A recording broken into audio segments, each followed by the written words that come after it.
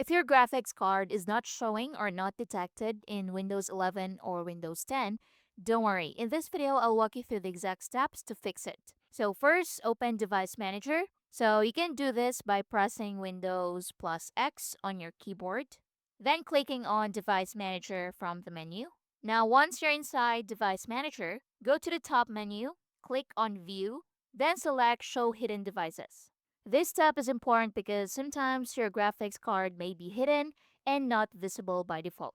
Next, what you need to do is to find and expand the display adapter section. Click on it. So here you should see your graphics card. If you don't see it, look for any unknown device or a device with a faded or warning icon.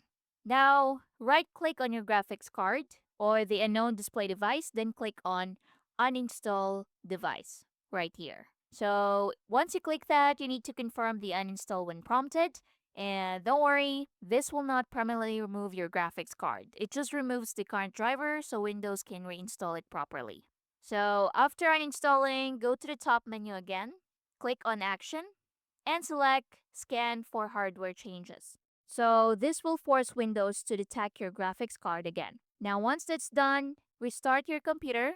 So click on Restart. So this step is very important because Windows will automatically reinstall the necessary drivers during the reboot. Now after your PC restarts, open Device Manager again.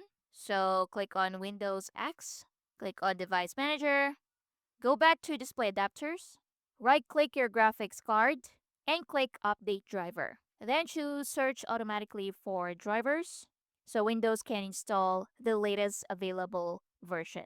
And that's it. By following these steps, your graphics card should now be detected and working properly. Thanks for watching.